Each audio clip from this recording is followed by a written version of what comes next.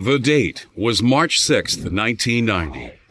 On that day, the Occupational Safety and Health Administration, OSHA, put a new regulation into effect. They wanted to prevent accidents involving hazardous materials from injuring even one more worker. The regulation applied to hazardous waste sites, treatment, storage, and disposal facilities, and emergency response operations. The range of topics covered by the regulation was impressive, from accidental release measures to monitoring equipment, exposure controls to respiratory protection, decontamination procedures to medical surveillance. It was the most comprehensive standard of its kind ever written. OSHA named the regulation Hazardous Waste Operations and Emergency Response. Most of us simply call it HAZWOPER. While HAZWOPER deals with materials that are inherently dangerous, imagine how much more threatening some of these substances can be if they catch fire.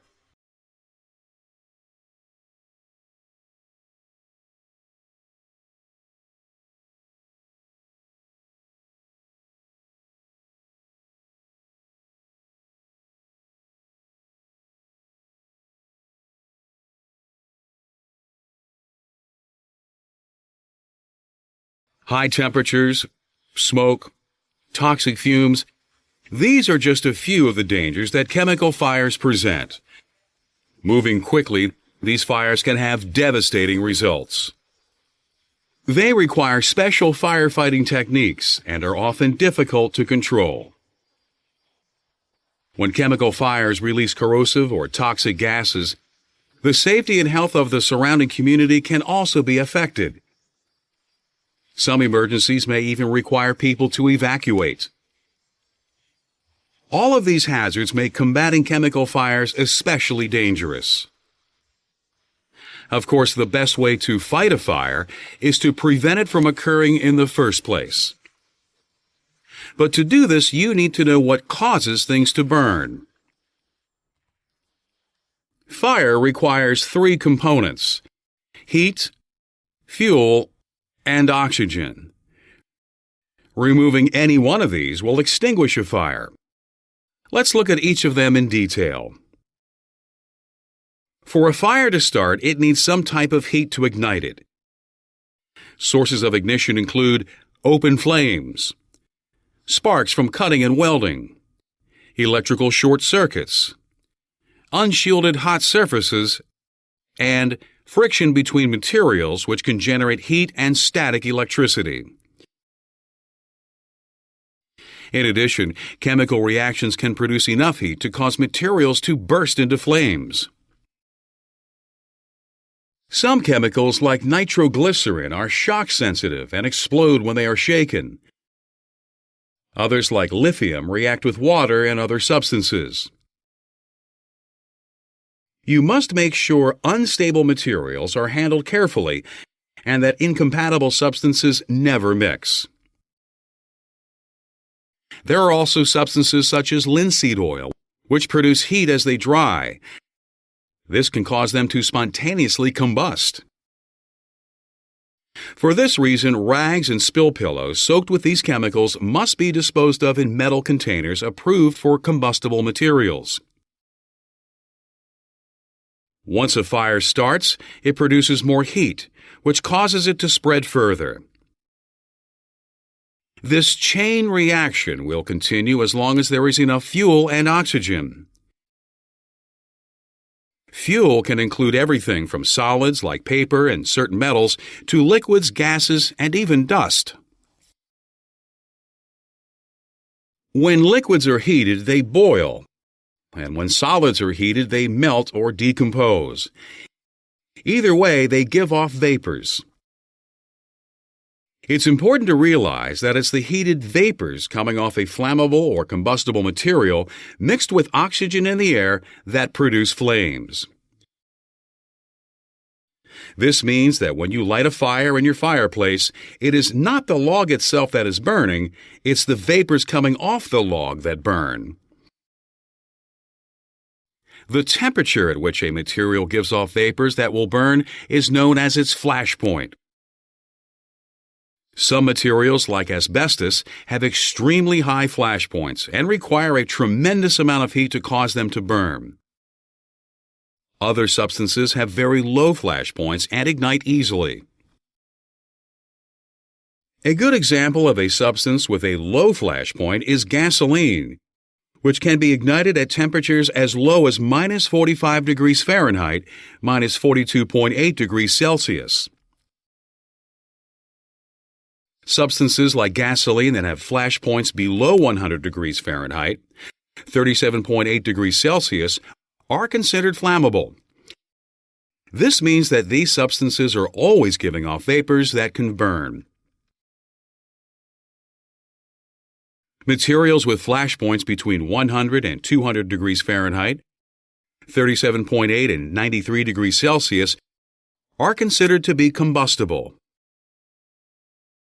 Combustibles like kerosene are much easier to control because they have to be heated up before they produce ignitable vapors. The third ingredient that fire needs is oxygen. The more oxygen there is, the greater the amount of fuel that will burn. This is why fanning a fire causes it to grow. Because fire needs a constant supply of heat, fuel, and oxygen, removing any one of these components will extinguish a fire. While water is used to put out most fires, it will not work on many chemical fires. In fact, burning chemicals may actually float on top of water, spreading the fire even further. Since trying to put out a fire with the wrong substance may actually make things worse, it is important to correctly identify what is burning and use the right type of material to extinguish it. To help determine what firefighting materials to use, fires are categorized into 4 classes: A, B, C, and D. Class A fires involve everyday combustibles such as paper and wood. These fires can be put out with water. This cools the burning materials, extinguishing the flames by removing the heat.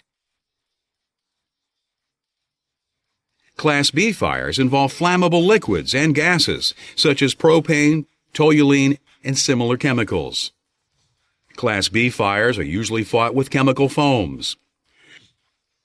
These form a thick blanket over the burning materials, cutting off the supply of oxygen and smothering the fire.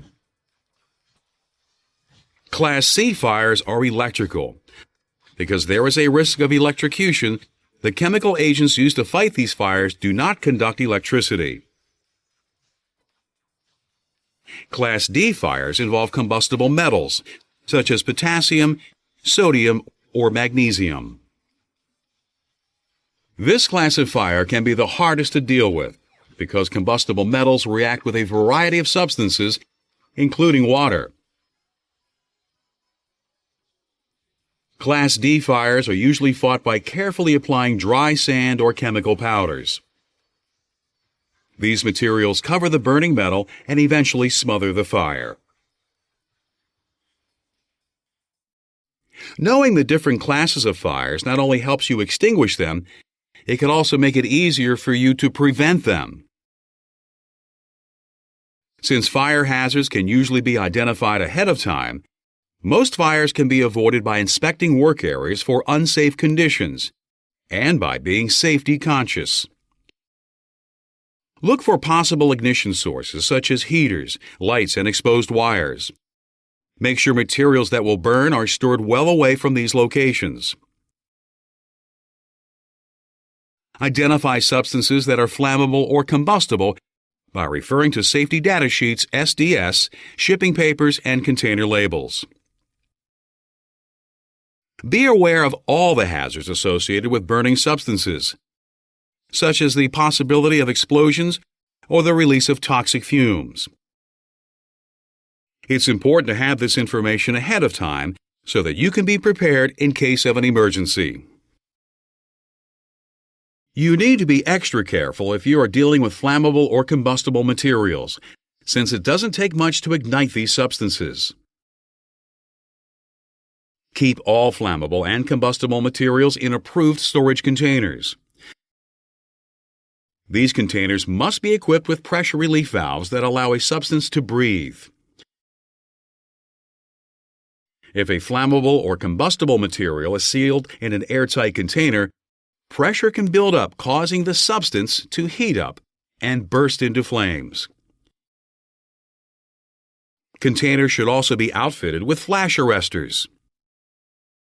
These wire mesh devices prevent flames and sparks from flashing back into the containers and igniting flammable vapors. Inspect containers for leaks and other damage.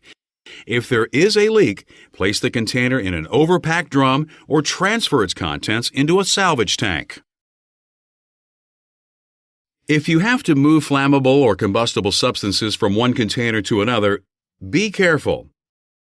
Use absorbent material to catch any spills and make sure that you are well away from ignition sources. Keep in mind that the tools and equipment that we use can cause substances to ignite. Hand tools like metal shovels can produce sparks when they scrape against the ground. So if you're working around flammable materials, play it safe and use spark-proof tools. Forklifts and other machinery might also produce sparks. Before you use equipment like this around flammable or combustible materials, make sure it is outfitted with spark-suppressing devices and approved for the situation. You need to be careful when you use electronic devices like cell phones and laptops as well. Unless their components are shielded, they too can produce sparks that might ignite flammable vapors. When transferring flammable materials, even the containers themselves can be dangerous. Since containers are often exposed to a lot of friction when they are transported, static electrical charges can form within them.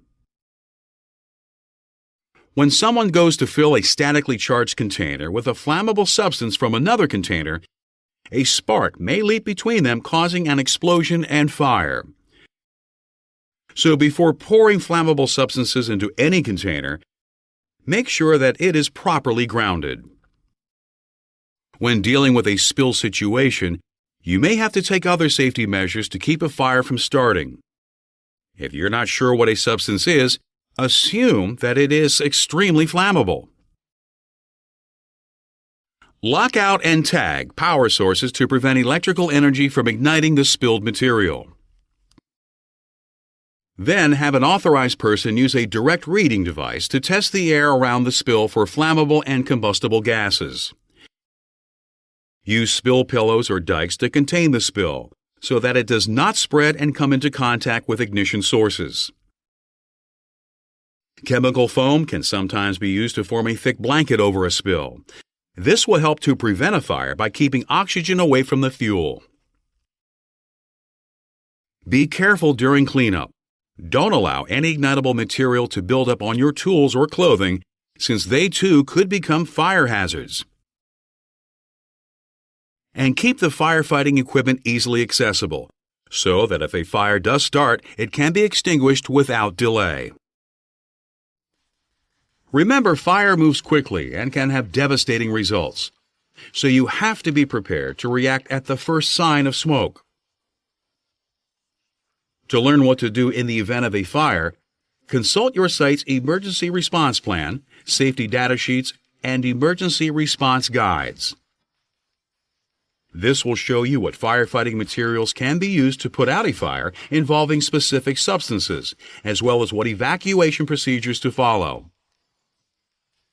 This information is especially important if the chemicals that are burning are corrosive or toxic.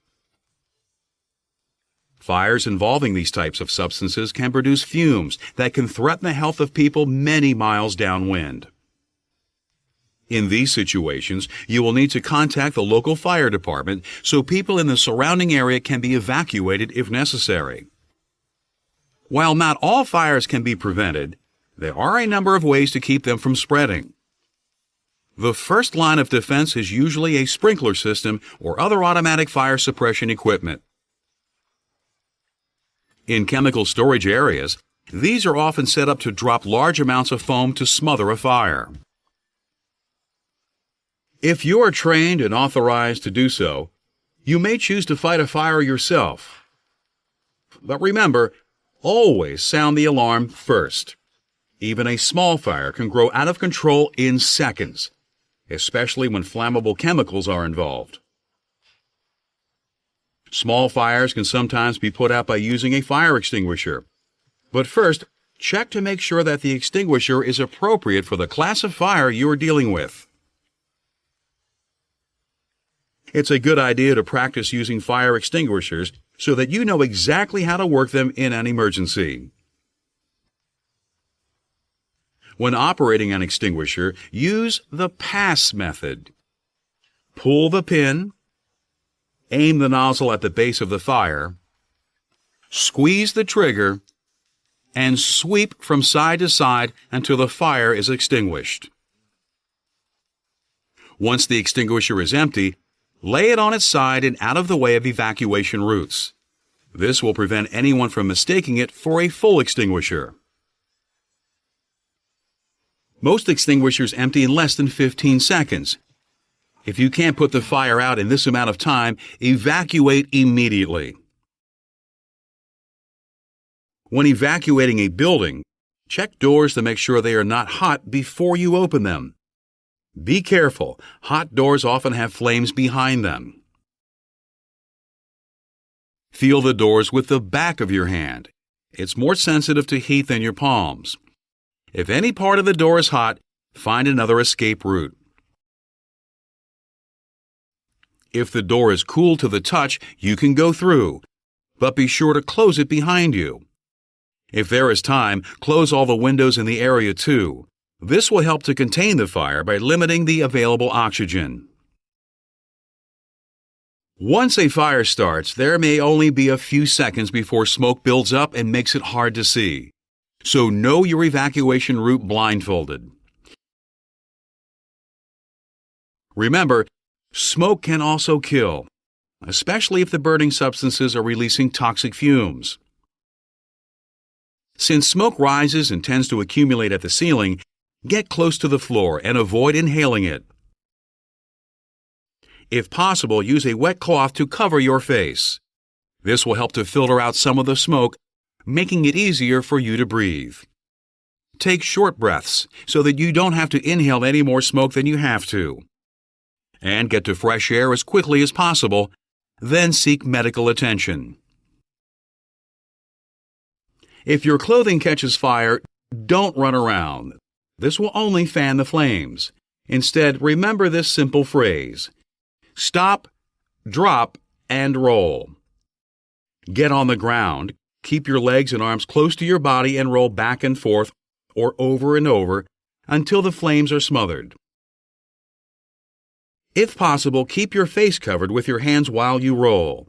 This will prevent you from breathing in the flames and burning your mouth, throat, and lungs.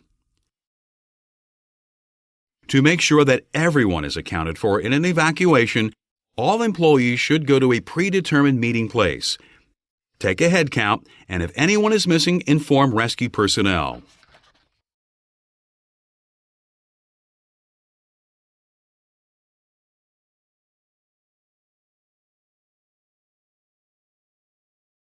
Fires of any type can cause a lot of damage, but chemical fires can be especially dangerous. To prevent these fires, you need to eliminate potential fire hazards. Learn to recognize materials that are flammable and combustible and keep them away from ignition sources. Consult your facility's emergency response plan, safety data sheets, and other resources to see what to do in the event of an emergency. When you see a fire, sound the alarm immediately. If you're authorized to, you may fight a fire yourself, but make sure you use the right kind of extinguisher. And don't hesitate to evacuate. If a fire is too much for you to handle, get out. Fire can break out anywhere, at any time. But if you are alert and know how to react in these situations, you can be sure that you won't get burned.